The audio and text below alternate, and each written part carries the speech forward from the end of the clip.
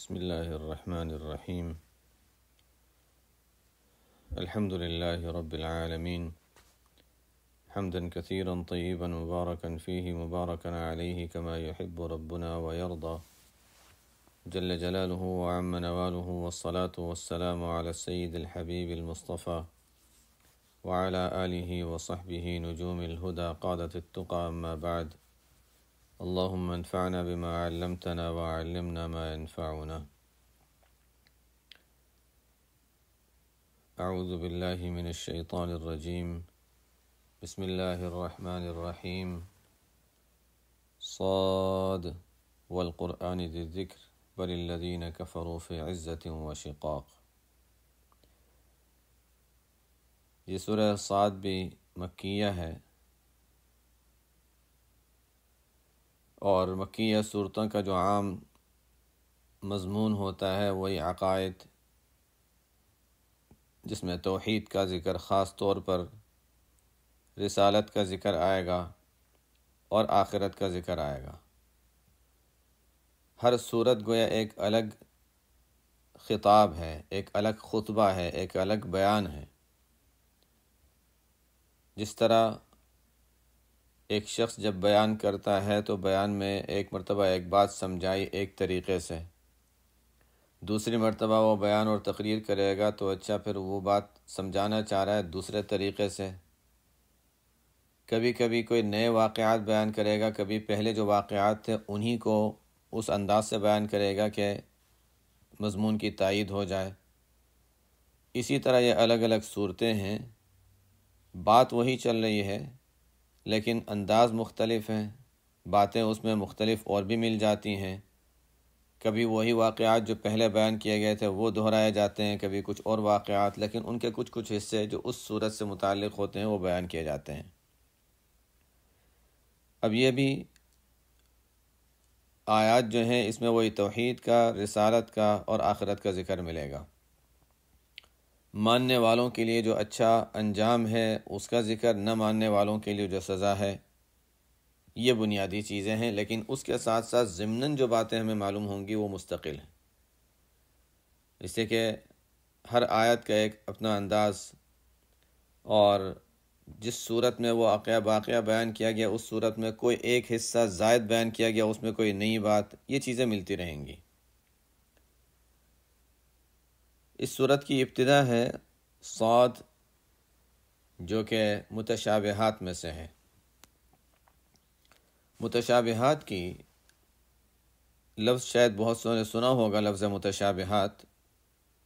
متشابہات کی دو قسمیں ہیں. پہلی قسم وہ متشابہات ہیں جن کا ترجمہ بھی ہم نہیں جانتے، معنی ہم نہیں جانتے، اس لیے کہ اصل میں وہ عربی زبان میں یہ الفاظ لفظ کے طور پر کسی معنی کے لیے استعمال نہیں ہوتے. جیسے یہ صاد ہے، حامیم ہے، الف لام میم ہے، قاف ہے، کاف ہا یا عین صاد ہے، یہ تمام وہی متشابہات میں آ جاتے ہیں. اور وہ متشابہات کی قسم جس کا معنی اور ترجمہ ہم نہیں جانتے.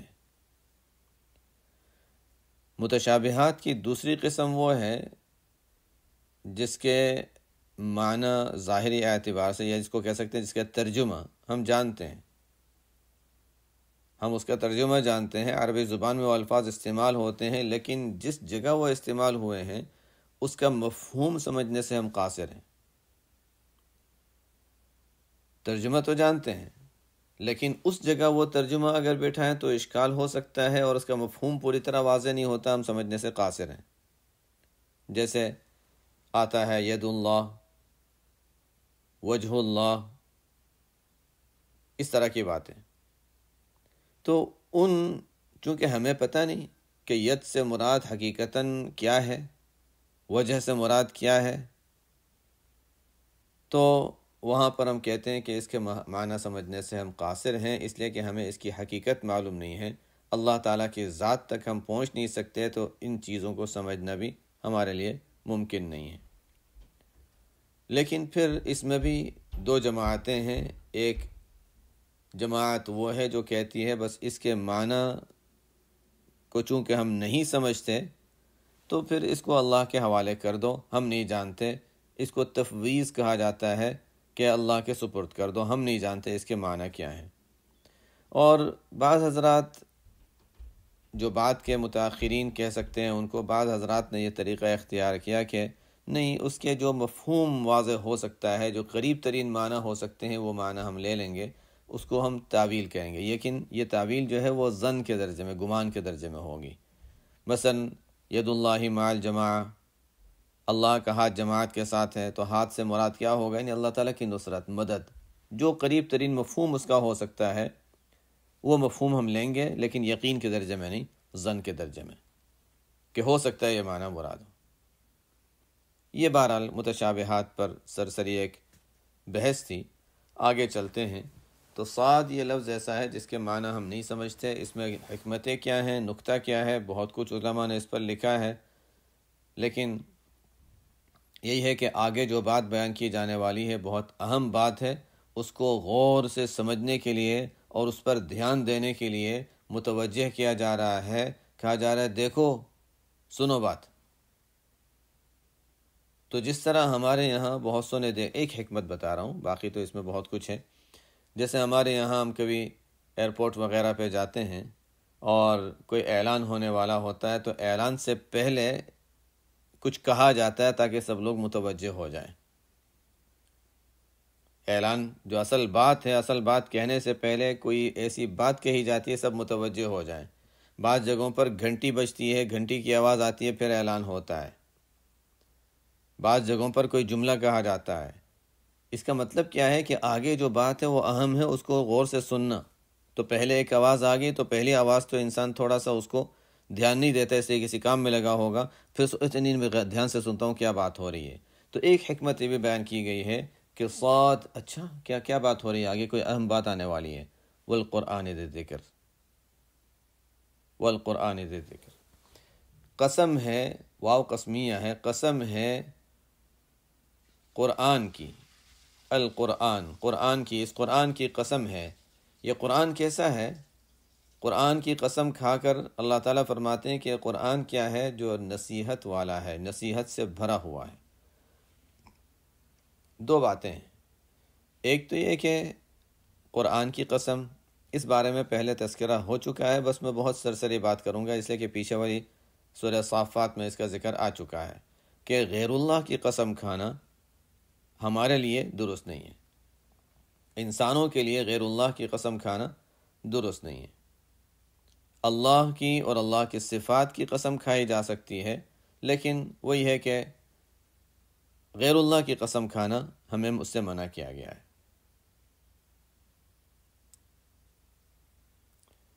اور اللہ تعالیٰ، چونکہ اللہ تعالیٰ سے تو کوئی بڑا ہے نہیں، قسم اس کی کھائی جاتی ہے جو بڑا ہو، اور اللہ تعالیٰ کے لحاظ سے کوئی بڑا ہے ہی نہیں، تو کبھی اللہ تعالیٰ اپنی ہی قسم کھا لیتے ہیں، فوربک، اور اللہ تعالیٰ جس کی چاہے قسم کھا لیں۔ اللہ تعالیٰ کے لیے تو ظاہر ہے کوئی حکم نہیں ہے۔ اللہ تعالیٰ جب کسی کی قسم کھاتے ہیں تو یہ شبہ نہیں ہوتا کہ شاید وہ اللہ سے بڑا ہوگا، شبہ بھی نہیں ہو سکتا کسی درجے میں۔ انسان جب غیر اللہ کی قسم کھاتا ہے تو یہ شبہ ہو سکتا ہے کہ اچھا اس کو وہ اللہ تعالیٰ کا درجہ دے رہا ہے۔ اللہ تعالیٰ جب کسی کی بھی قسم کھائیں گے تو وہاں تو یہ بات ہے ہی نہیں، اور ویسے بھی اللہ تعالیٰ کے لیے وہ احکام نہیں ہیں، ہمارے لیے احکام مختلف ہیں، اللہ تعالیٰ کے لیے احکام مختلف ہیں۔ تو اللہ تعالیٰ جس کی چاہے قسم کھا لیں، جب اللہ تعالیٰ کسی بات کی قسم کھاتے ہیں، کسی چیز کی قسم کھاتے ہیں، تو اس میں بہت سی اور حکمتیں ہوتی ہیں، اس کی منفعت، اس کے فوائد، اس کے خصوصیات، اس کی کچھ خوبیوں کی طرف اشارہ کرنے کے لیے وغیرہ اور وجوہات کی وجہ سے اس کی قسم کھائی جاتی ہے، کسی کی بڑائی اور عظمت بتانے کے لیے اس کی قسم کھائی جاتی ہے۔ والتین والزیتون وطور سینین وہذا البلد الامین، یہ سب اللہ کے علاوہ کی قسمیں ہیں۔ یہاں پر بھی قرآن کی قسم کھائی، اس سے بتایا کہ قرآن بہت بڑی اور عظمت والی اور نفع والی کتاب ہے۔ واقعتاً یہ بات تو صحیح ہے، واقعتاً یہ بات تو صحیح ہے کہ قرآن ایک بہت بڑی دولت ہے جو اللہ تعالیٰ نے ہمیں دی ہے، بہت بڑی نعمت ہے جو اللہ تعالیٰ نے ہمیں دی ہے۔ اس پر میں اگر یہ صرف کہہ دوں کہ بہت بڑی دولت ہے تو اس کہنے سے وہ کوئی بات پوری نہیں ہوتی، یعنی اتنی بڑی ہے کہ اس کو ابھی الفاظ میں بتانا بھی آسان نہیں ہے، لیکن بہرحال اللہ تعالیٰ کی بہت بڑی ایک نعمت اور دولت ہے جو اللہ تعالیٰ نے ہمیں قرآن کی شکل میں دے رکھی ہے۔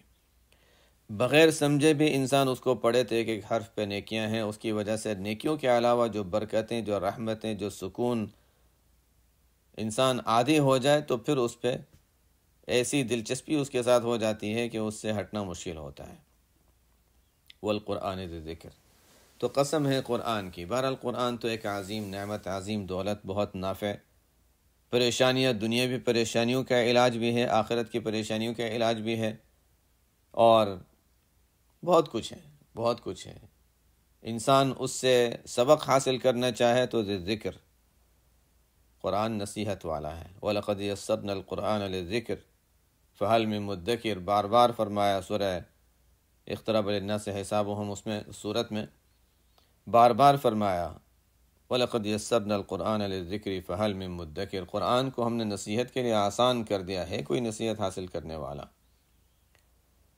تو قرآن نصیحتوں سے بھرا ہوا ہے۔ انسان اس نظر سے جب قرآن پڑھتا ہے تو اس کو قرآن میں ایسا معلوم ہوتا ہے کہ کوئی بہت سمجھدار، کوئی بہت ہی ماہر حکیم ہے جس نے میرے نفس پہ ہاتھ رکھا ہوا ہے اور مجھے بتا رہا ہے دیکھو دیکھو یہ ایک چیز ہے، اس طرح کرنا چاہیے، دیکھو اس طرح کرنا چاہیے، دیکھو یہ نہیں کرنا چاہیے۔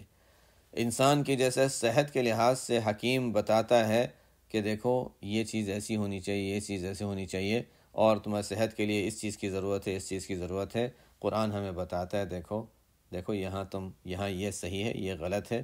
قرآن کو انسان سمجھتا رہے تو اس سے بہت کچھ اپنے مطلب کی باتیں انسان کو مل جاتی ہیں، بشرطے کہ ایک شرط اہم ہے، بشرطے کہ وہ طالب صادق ہو، سچی طلب ہو اس کے اندر، اور اس شرط کے ساتھ، ایک شرط ہے کہ سچی طلب ہو، دوسری شرط یہ ہے کہ وہ اپنے طور سے معنی بناتا نہ ہو قرآن کے۔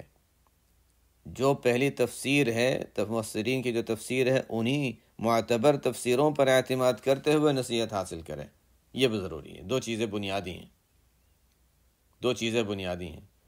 اپنی تفسیر بنانا نہ شروع کر دے کہ ہاں اس سے مجھے یہ سبق ملا، حالانکہ وہ آیت کے معنی نہ ہو، اور دوسرا ہے کہ سچی طلب ہو، ورنہ تو انہی باتوں سے اہل باطل نے بھی اپنی اپنی دلیلیں نکالی۔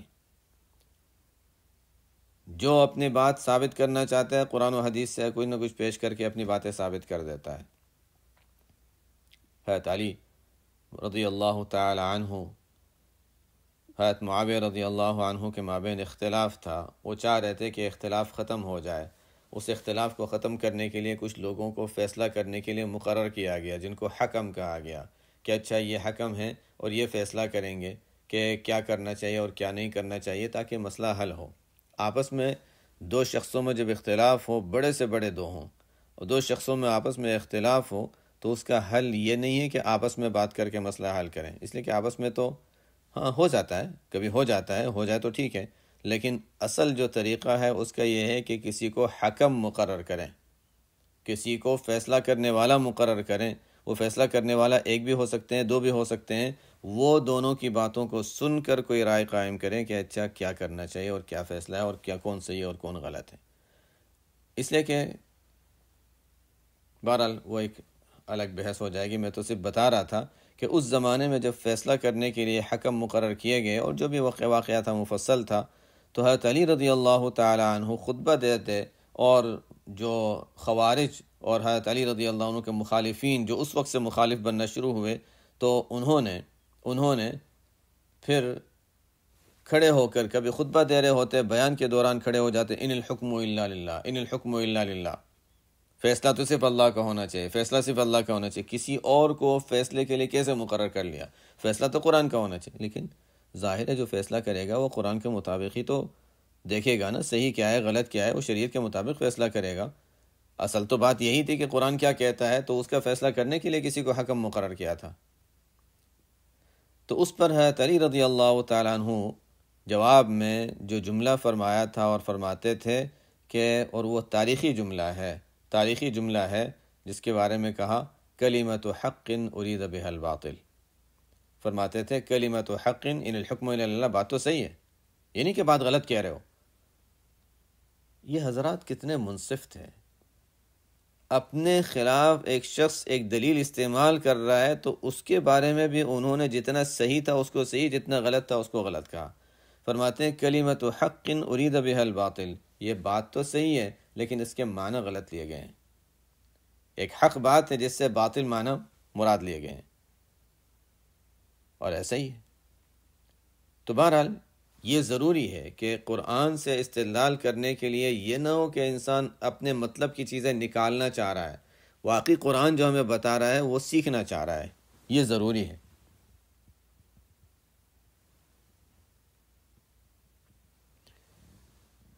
آواز تو آ رہی ہے نا؟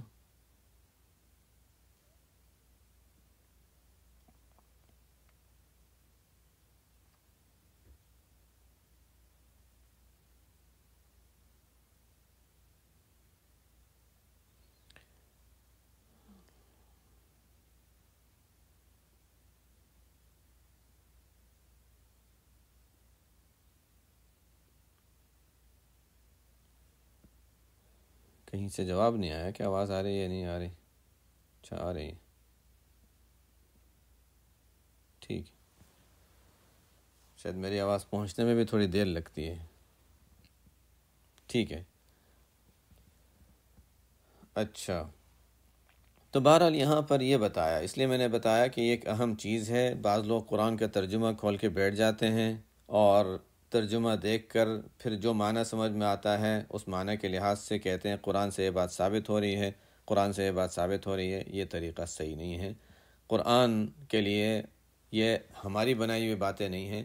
قرآن کو سمجھنے کے لیے ہمیشہ صحابہ کے دور سے بھی، حالانکہ وہ عربی زبان کے بڑے ماہر تھے، پکے ماہر تھے، قرآن آپ صلی اللہ علیہ وسلم کو دیا گیا تو سمجھانے والے آپ صلی اللہ علیہ وسلم تھے۔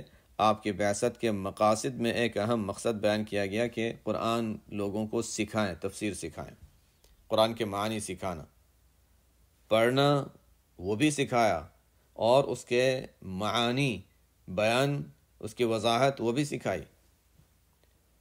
تو اس لیے قرآن اپنے طور سے سمجھنے کی کوئی کوشش کرتا ہے کہ میں اس سے جو معنی سمجھوں وہ صحیح، وہ یہ طریقہ حدیث کے خلاف ہے۔ اس کے اصول ہیں، ان اصولوں کے مطابق جو اسلاف سے تفسیر منقول ہے، صحابہ تابعین سے منقول ہے، ان تفسیروں پر اعتماد کرنا جو مفسرین نے بعد میں جمع کر دی اپنی کتابوں میں، ان تفسیروں پر اعتماد کرنا یہ ضروری ہے، اور اس میں بھی معتبر تفسیروں کو لینا ضروری ہے۔ بعض ایسی تفسیریں ہیں جو غیر معتبر ہیں، جنہوں نے اپنی تحقیق کی بنیاد پر تفسیریں لکھی ہیں، ہم بڑوں کی اور اسلاف کی باتوں پر اعتماد نہیں کیا۔ تو اس لیے بہرحال یہ ایک اہم چیز تھی کہ قرآن ہے، بہت اہم چیز ہے، اس میں نصیحتیں بھی ہیں، لیکن نصیحت حاصل کون کر سکتا ہے؟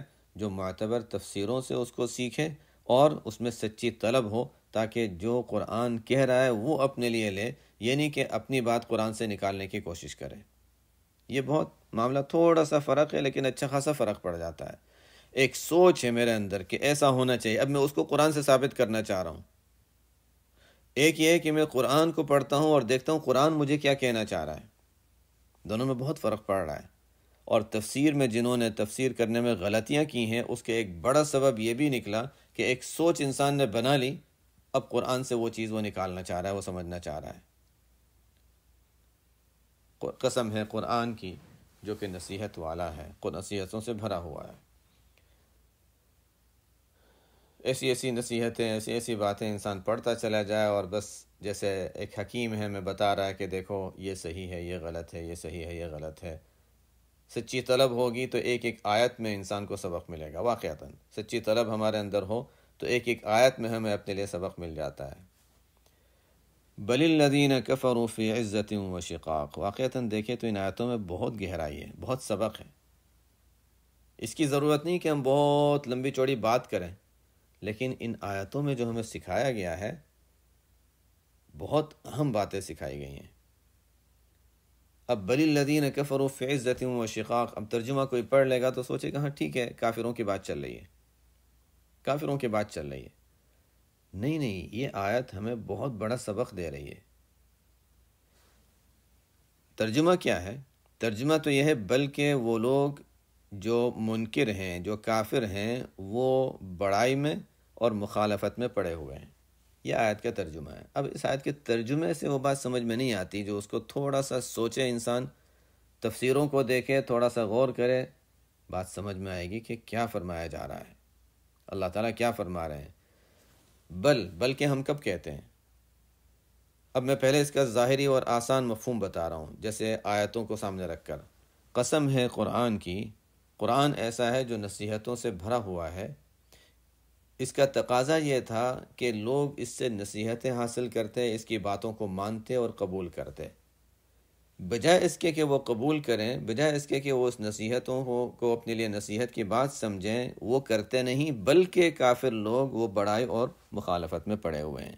یہ اب بات پوری ہو گئی۔ یہ جب بل آتا ہے نا، تو ہمیں اس سے پہلے تھوڑا سا دیکھنا پڑے گا کہ کیا مفہوم نکل رہا ہے، کہ قرآن کو تو نصیحت والا ہے، اتنا اہم ہے، وہ کوئی ہمارے جذبات پر حملہ نہیں کر رہا ہے، ہماری برائی نہیں کر رہا ہے، ہمیں بتا رہا ہے دیکھو یہ صحیح ہے، یہ غلط ہے، نصیحتوں سے بھرا ہوا ہے، تو نصیحت والے شخص کی تو نصیحت ماننی چاہیے۔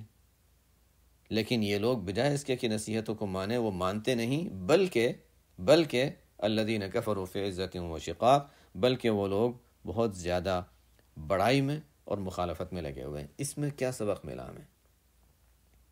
اس میں کیا سبق ملا؟ الذین کفروا کو ہم رہنے دیں، ٹھیک ہے، کافروں کی بات چل لیں، لیکن ہمیں کیا سبق ملا؟ کیا ہم اس زمرے میں تو نہیں آتے؟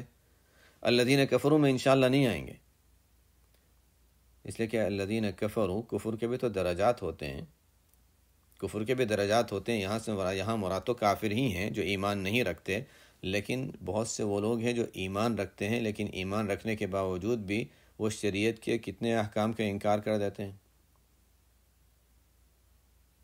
کافر کے معنی ناشکری کرنے والے کے بھی آتے ہیں، اگرچہ یہاں وہ معنی مراد نہیں ہے، لیکن میں یہ کہہ رہا ہوں کہ ہر لفظ جہاں کافر کا لفظ آئے تو ہمیں نہیں سمجھنا ہماری بات نہیں ہو رہی ہے، ہمیں یہ دیکھنا ہے کہ یہ کافروں والے کام کہیں ہم تو نہیں کر رہے، یہ سوچنے کی بات ہے، کہیں کافروں والے کام ہم تو نہیں کر رہے۔ یہ قرآن کو سمجھنے کے لیے ایک اہم اصول ہے۔ قرآن کو انسان جب سمجھنا چاہ رہا ہے تو یہ نہ دیکھے یہ آیت تو کافروں کو کہہ رہی ہے، یہ دیکھنا یہ ہے کہ وہ کہیں وہ کام ہم تو نہیں کر رہے ہیں۔ اب ہم غور کرتے ہیں، کیا کہا گیا ہے؟ کہ جو لوگ کافر ہیں وہ بڑائی اور مخالفت میں لگے ہوئے ہیں۔ نتیجہ کیا نکلا؟ کہ ایک شخص مجھے نصیحت کرتا ہے اور اس کی بات واقعی ایسی ہے کہ وہ بیچارہ خیر خواہی سے مجھے ایک بات کہہ رہا ہے، اور اس کی بات صحیح بھی ہے، تو اس کی بات باوجود ہے کہ وہ خیر خواہ ہے، مجھے نصیحت کر رہا ہے، مجھے بات سمجھا رہا ہے، اس کے باوجود میں اس کی بات کو کیوں نہیں مانتا؟ یہ سوال ہے۔ نہ ماننے کے دو اسباب ہو سکتے ہیں، چاہے وہ مسلمان ہو یا کافر ہو، کسی نصیحت کرنے والے کی نصیحت کو نہ ماننے کے دو اسباب ہو سکتے ہیں۔ نمبر 1، بڑائی، تکبر، دل میں کبر ہوگا تو انسان ظاہر ہے نہیں مانے گا، اور کبر کہتے ہی اس کو ہیں۔ آپ صلی اللہ علیہ وسلم نے کبر کے جب معنی بیان فرمائے تو فرمایا کہ اچھا، کبر کے معنی ہے بطر الحق وغمط الناس، حق بات کا انکار کر، نہیں ایسا نہیں، یہ غلط، میں جو کہہ رہا ہوں وہ صحیح، آپ جو کہہ رہے ہیں غلط، حالانکہ وہ جانتا ہے کہ نہیں، سامنے والے کی بات صحیح ہے۔ کافروں کا حال یہی تھا کہ وہ جانتے تھے کہ آپ صلی اللہ علیہ وسلم ان کے ساتھ خیرخواہی چاہتے ہیں، معجزات تھے، آپ کا کلام ثابت تھا، اور یہود و نصارہ تو ان کے سامنے تو بالکل واضح تھا، بالکل یقین تھا ان کو کہ یہ سچے ہیں، اس کے باوجود کیوں نہیں مانتے تھے یہ؟ چاہے مشرکین مکہ ہوں یا یہود و نصارہ ہوں، اگرچہ ابھی جو واسطہ پڑ رہا ہے وہ تو مشرکین سے واسطہ پڑ رہا ہے مکہ مکرمہ میں، کیوں نہیں مانتے؟ نہ ماننے کی دو بنیادی وجہ ہیں۔ نمبر 1، بڑائی کی وجہ سے، جس کو فی عزتین کے لفظ سے بیان کیا، اور نمبر 2، مخالفت۔ ہم اپنے حالات پہ غور کریں کہ مجھے کوئی نصیحت کرتا ہے اور وہ مجھے کوئی بات سمجھانا چاہ رہا ہے، میں اس کو میں نہیں مانتا۔ نہ ماننے کی وجہ کیا ہو سکتی ہے؟ جبکہ وہ صحیح بات کہہ رہا ہے، صحیح بات ہونے کے باوجود نہ ماننے کی کیا وجہ ہو سکتی ہے؟ یا تو میں اس کی بات کو سمجھنے کی کوشش کروں، اس کو یہ کہوں نہیں مجھے بات سمجھ میں نہیں آئی، اچھا ٹھیک ہے، میں وہ سمجھا دے، دلیل سے بات کریں۔ جھگڑا اور مخالفت، ضد کی وجہ سے انکار کرنا، یہ کہاں ہوتا ہے؟ ایک تو جب انسان میں تکبر ہے، اور یہ اصل جڑ ہے، یہ بنیاد ہے، اور دوسری وجہ ہوتی ہے مخالفت۔ مخالفت کا مطلب کیا؟ کہ مجھے کہنے والا شخص میرا آدمی ہے تو میں اس کی بات مان لوں گا، میرا آدمی نہیں ہے تو میں اس کی بات نہیں مانوں گا۔ یہ ایک جو سوچ ہوتی ہے نا، ہمارے قبیلے کا ہے، ہر ایک کی اپنی سوچ کے لحاظ سے، ہمارے قبیلے کا ہے، ہمارے متعلقین میں سے ہے، ہمارے جس کو ہم اپنا خیر خواہ سمجھتے ہیں ان لوگوں میں سے ہے، ہمارے مسلک کے لوگوں میں سے ہے، جو بھی ہم اپنا جس کو بھی سمجھیں گے، جس درجے میں سمجھیں گے، جب ہم نے ذہن یہ بنا لیا ہے، سوچ یہ ہے کہ یہ ہمارے لوگوں میں سے نہیں ہے، وہ جو بات کہے گا اس کی بات صحیح بھی ہوگی تو ہم نہیں مانیں گے۔ یہ ایک ہوتا ہے، ایک عام مزاج ہے۔ ہاں یہ بات ضرور ہے کہ صحیح غلط پہچاننے کا جو طریقہ ہے وہ اپنی جگہ ہے، لیکن ایک بات جب کسی کی ہے اور صحیح ہے تو صحیح بات جب سمجھ میں آ گئی تو اس کو قبول کرنے سے انکار کرنا، یہ اس کی دو بنیادی وجہ ہوتی ہیں۔ ایک ہوتا ہے انسان کے اندر کبر ہے، اور نمبر دو بس مخالفت کی وجہ سے بات نہیں مان رہا۔ اور مخالفت کی بنیاد بھی اصل تو کبر ہی ہوتی ہے، لیکن بہرحال یہ دو بنیادی وجہ ہیں۔ جس طرح حبک الشیء یعمی و یصم، کسی سے محبت انسان کو اندھا بہرا کر دیتی ہے کہ اس کی ہر بات نہیں، اس کی غلطیاں نظر نہیں آئیں گی، اور اس کی برائیاں کوئی انسان قبول نہیں کرے گا، حالانکہ غلطی کسی سے بھی ہو سکتی ہے، جس کو ہم چاہتے ہیں وہ بھی غلطی کر سکتا ہے، غلطی ٹھیک ہے، غلطی کر لے، انسان ہے۔ لیکن حبک الشیء یعمی و یصم، کسی چیز سے محبت انسان کو اندھا بہرا کر دیتی ہے۔ اس کے ضد بھی اسی طرح ہے کہ بغضک الشیء یعمی و یصم، حدیث نہیں ہے لیکن معنی کے لحاظ سے بتا رہا ہوں کہ ہوتا ایسا ہی ہے کہ انسان کو جب کسی سے بغض ہوتا ہے، کسی سے نفرت ہوتی ہے، کسی سے مخالفت ہوتی ہے، تو اس کی کوئی اچھی بات اس کو اچھی نہیں لگے گی، کوئی بری بات، کوئی اس کی اچھائیوں کو وہ دیکھ نہیں سکتا، اور اس کی اچھی باتوں کو اچھا کہہ نہیں سکتا۔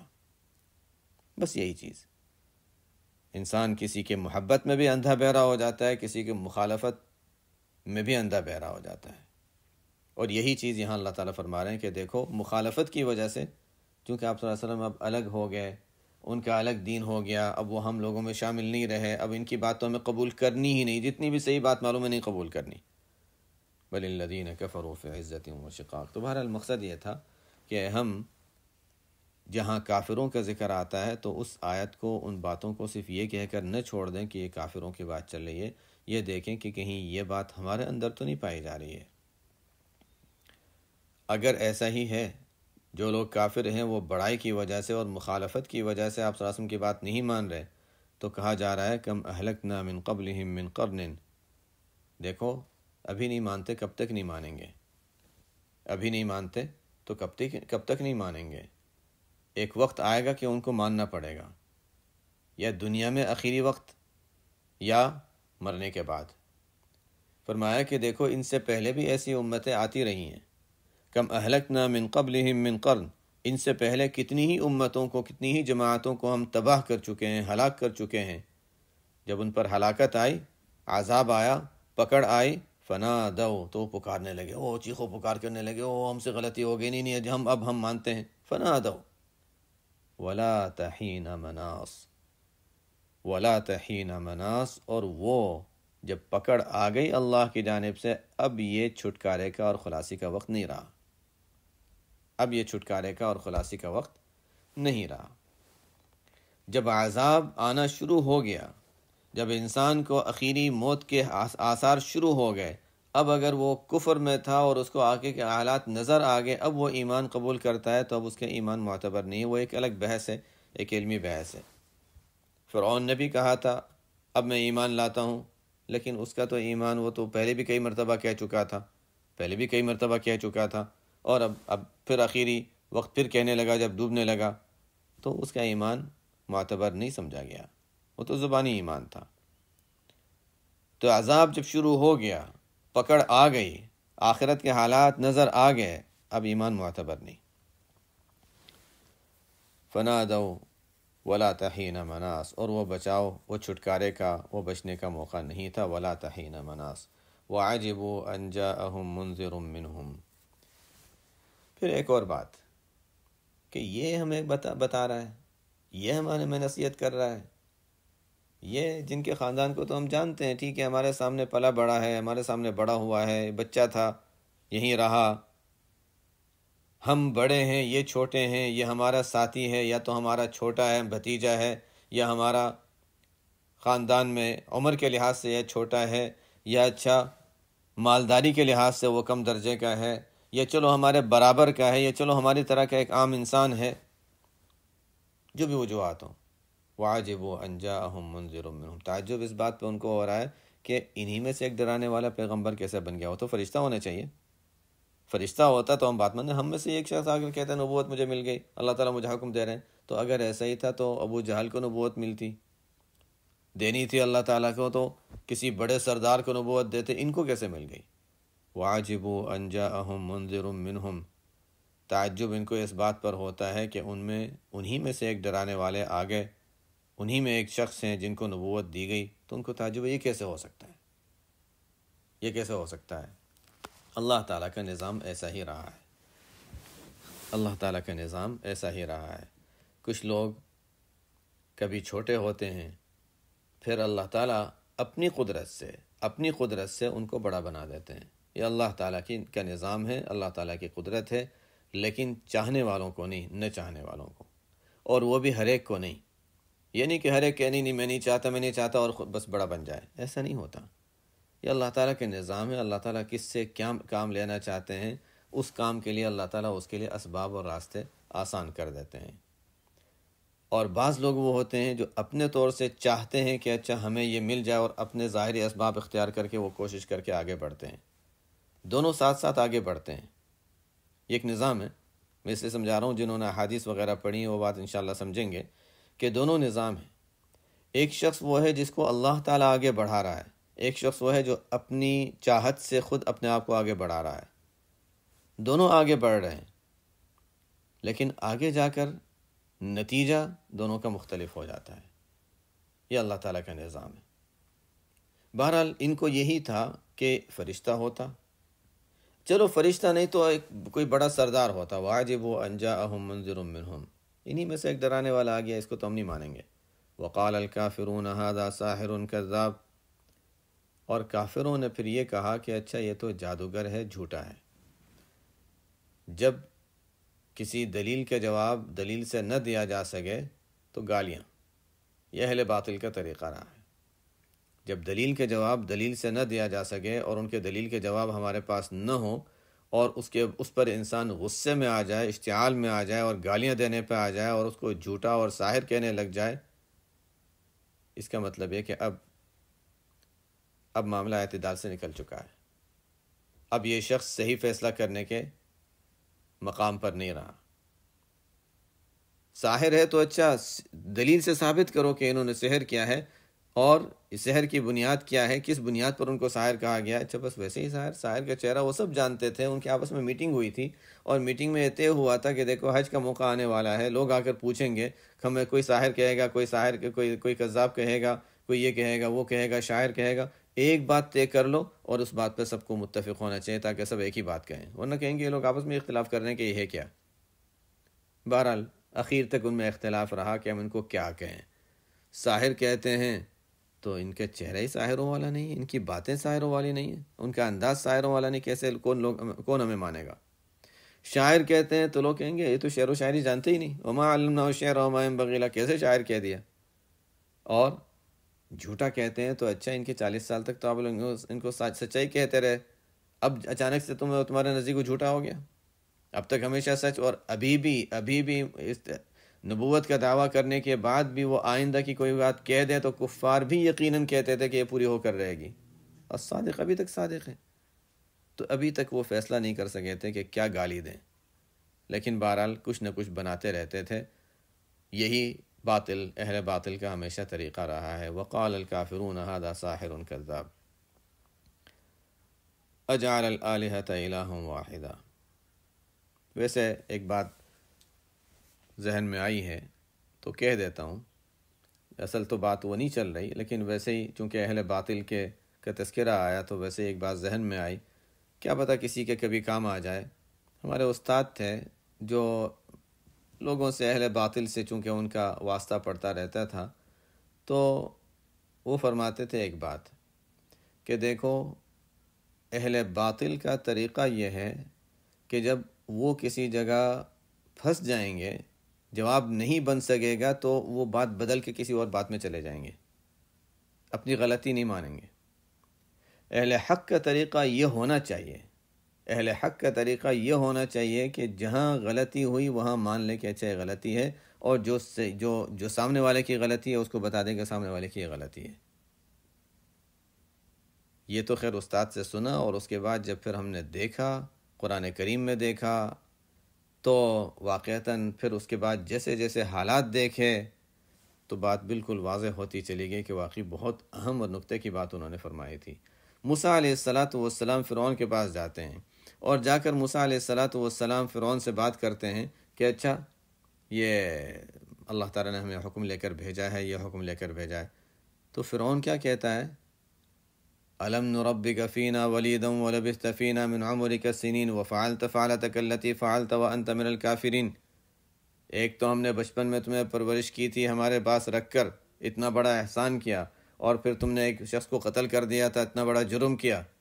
تو موسیٰ علیہ السلام نے یہ نہیں کہا میں نے کون سا غلط کام کیا، پہلے اپنی غلطی کا اقرار کیا کہ ہاں فعلتها اذا وانا من الضالین، اس کے بعد پھر سامنے والے کی غلطی کا ذکر کہ ہاں میں اپنی غلطی تو مانتا ہوں کہ مجھ سے یہ قتل ہوا تھا، لیکن پھر اس کے بعد اپنی طرف سے معذرت اور کہ عذر کیا تھا کہ اس وقت میں نے کیا تھا وانا من الضالین، مجھے تو اس وقت شریعت کے احکام معلوم نہیں تھے، وہ پرانی بات ہو گئی، شریعت کے احکام معلوم نہیں تھے اس وقت، میں ان احکام سے وحی مجھ پر آئی نہیں تھی، اس کے بعد آئیے۔ اور پھر دوسرا یہ کہ یہ جو احسان ہے یہ احسان نہیں ہے کہ مجھے اپنے گھر میں رکھا، وہ تو اپنی والدہ کے پاس ہی رہتا، بچوں کا قتل نہ کرتے تو میں اپنی ماں کے پاس رہتا۔ بہرحال پہلے اپنی غلطی کا اقرار۔ تو خیر ان کفار کی طرف سے ہمیشہ یہی ہوتا تھا کہ اپنی جو چیز آپ صلی اللہ علیہ وسلم کی ان کو صحیح لگتی تھی، وہ کبھی بھی ان کی آپ صلی اللہ علیہ وسلم کی صحیح بات کا اقرار نہیں کرتے تھے کہ آپ کی یہ بات صحیح ہے، یہ بات تو صحیح ہے لیکن یہ غلط ہے۔ بہت کم شاذ و نادر ایسا ہوتا بھی تھا، لیکن عموماً غصے میں، مخالفت میں بات ختم ہو جاتی تھی۔ اجعل الآلہۃ الہا واحدا ان ھذا لشیء عجاب، کیا اس نے تمام معبودوں کو ایک معبود بنا دیا؟ تمام معبودوں کو ایک معبود بنا دیا، یہ کیسے؟ ہم تو کہتے ہیں بارش کا یہ رب، فلانے کا یہ رب، فلانے کا یہ رب، بارش آتی ہے فلانے ستارے سے آتی ہے، اچھا اس کا دنیا میں اس کا خدا یہ ہے، روزی کا رب یہ ہے، یہ کیسے ہو سکتا ہے؟ ایک رب سب سارے کام کیسے کر لے گا؟ اجعل الآلہۃ الہا واحدا، کیا اس نے تمام معبودوں کو ایک کر دیا؟ ان ھذا لشیء عجاب، یہ تو بڑی عجیب بات ہے، انتہائی عجیب بات۔ وانطلق الملأ منهم ان امشوا واصبروا على آلهتكم ان هذا لشيء يراد ما سمعنا بهذا في الملة الآخرة إن هذا إلا اختلاق أأنزل عليه الذكر من بيننا بل هم في شك من ذكري بل لما يذوقوا عذاب۔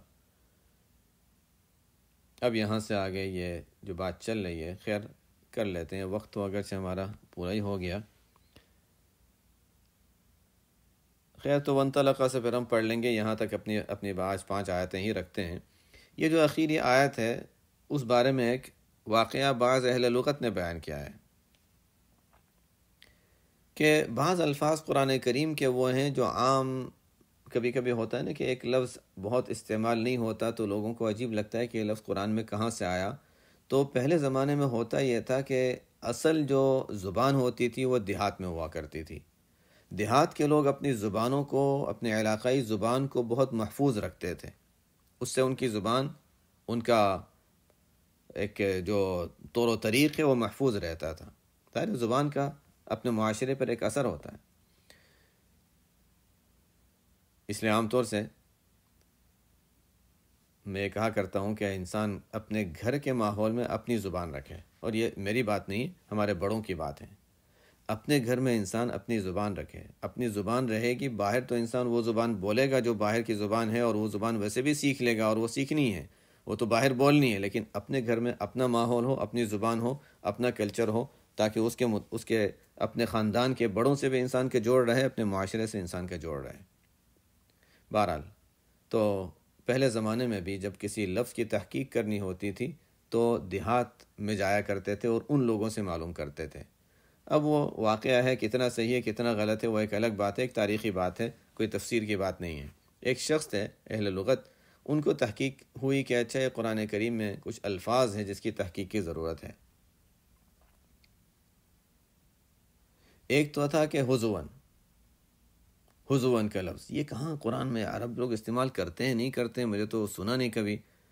اور لفظ کبارہ اور یہ لفظ عجاب، یہ تین الفاظ کے بارے میں کہا کہ مجھے یہ تھا کہ کسی طریقے سے میں معلوم کروں کہ یہ الفاظ کہاں کون استعمال کرتا ہے، عرب میں استعمال ہوتے ہیں نہیں ہوتے، قرآن نے استعمال کیے ہیں تو ہوگا۔ تو بہرحال وہ کہتے ہیں میں اس تحقیق میں پڑھا، لیکن مجھے سمجھ نہیں آئی کہ میں کیسے یہ تین الفاظ معلوم کروں۔ کہتے ہیں مجھے ایک ہی بات سوجی اور ایک طریقہ مجھے سمجھ میں آیا کہ میں اس طریقے پر عمل کر لیتا ہوں۔ اب یہ واقعہ صحیح ہے یا غلط ہے مجھے معلوم نہیں، لیکن بہرحال تاریخ میں مفسرین نے بعضوں نے لکھا ہے۔ بس ایک ایسی بات ہے واقعے کے طور پر اس لیے بتا رہا ہوں۔ تو خیر وہ کہتے ہیں ایک بوڑھا آدمی مجھے ملا، میں نے اس کو کہا اچھا ذرا آپ کھڑے ہو جائیں، اچھا بیٹھ جائیں، پھر کھڑے ہو جائیں، اچھا نہیں پھر بیٹھ جائیں۔ وہ ظاہر بڑے آدمی تھے، وہ ان کو عجیب لگا کہ یہ آدمی کیا کہہ رہا ہے، تو انہوں نے کہا، وہ جو بڑے بڑے میاں تھے وہ کہنے لگے اتتخذونی حضوا وانا شیخ کبارہ ان ھذا لشیء عجاب۔ تینوں لفظ جس کی تلاش تھی وہ مل گئے۔ ظاہر ہے اس لیے مجھے عجیب لگ رہا ہے کہ کیسے ہو سکتا ہے کہ تینوں لفظ اسی ایک واقعے میں مل جائیں، کسی کو تینوں لفظ کی تلاش ہو۔ اور بھی الفاظ ہوں گے جس کی تلاش ہوگی، لیکن یہ تین الفاظ اس وقت مل گئے ہوں گے۔ بہرحال کہنے لگے اتتخذونی حضوا، میرا مذاق اڑاتے ہو، میرے ساتھ مذاق کر رہے ہو اس طرح، وانا شیخ کبارہ، میں اتنا بڑا آدمی ہوں پھر بھی، ان ھذا لشیء عجاب، یہ تو بڑی عجیب بات ہے۔ انہوں نے کہا اچھا میرا مسئلہ تو حل ہو گیا، میں آپ سے معذرت چاہتا ہوں، میرا مسئلہ تو بہرحال حل ہو گیا کہ مجھے تین الفاظ کی تلاش تھی، وہ تین الفاظ مجھے مل گئے کہ ہاں ٹھیک ہے عرب میں تین الفاظ استعمال ہوتے ہیں۔ تو خیر قرآن تو بہرحال نصیحت ہی نصیحت ہے، جہاں بھی آیت میں دیکھیں جس سے بھی بات ہو رہی ہو تو ہمیں تو بہرحال اس میں نصیحت مل جاتی ہے۔ واقعتاً یہ آج کی آیتوں میں ایک اہم سبق تھا ہمارے لیے۔ آج یہیں تک 5 آیتیں رکھتے ہیں۔ سبحانک اللہم و بحمدک، اشہد ان لا الہ الا انت، استغفرک و اتوب الیک۔